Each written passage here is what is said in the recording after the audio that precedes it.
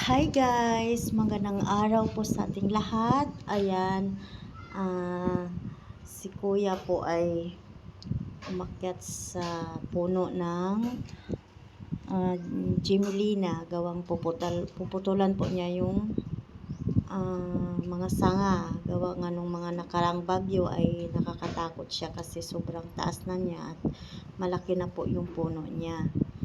Ayan. Tatanggalan po siya ng mga sanga guys, lalagariin po hanggang sa umiksi po yung puno ng Gimolina kasi nung bagyong nag-signal number 4 dito sa amin sa Tugigaraw, yung bagyong Marcy, talagang nakakatakot po yan, talagang kahoy na yan, yung puno na yan. Tsaka malapit po yan dito sa mga kabahayan yung puno na yan. Kaya tatanggalan po siya ng mga sanga hanggang sa puno niya. Ayan guys. Ang taas po niyan. Talagang ang taas po niyan. Kailangan talaga siya tanggalin, iputulan. Bawasan yung mga sanga niya. Ayan guys. Nilalagari na po yung mga sanga niya. Ayan na guys, medyo konti na rin yung mga sanga niya at naputol na siya. Malalagariin pa po yan pababa yung kahoy, yung puno, para umiksi talaga siya. Ayan na guys, wala na yung mga sanga niya sa taas. Mga putol na. Ayun, kakahuyin na rin po yung mga sanga na natanggal sa galing sa taas. Ayan, lalagirain pa yung medyo baba niya para umiksi yung puno.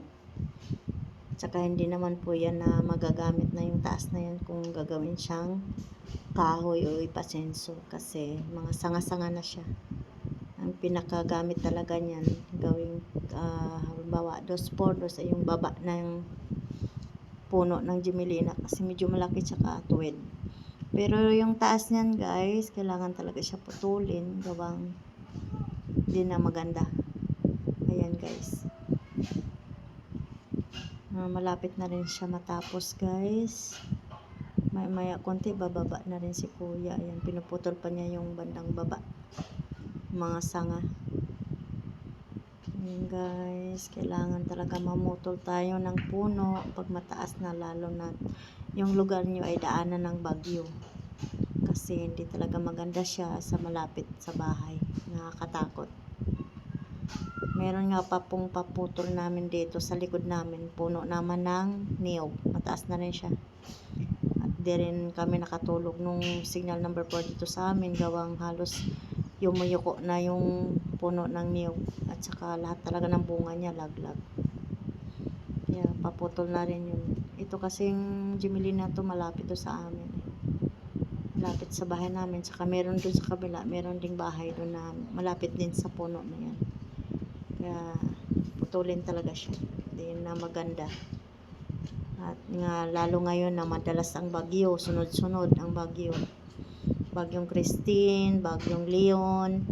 Ayan guys, so hanggang dito na lang ang ating video. Sa hindi pa nakakalam sa aming channel, paki-subscribe na lang po, likes, comment, and share. Thank you po. God bless. Ingat po tayo lahat.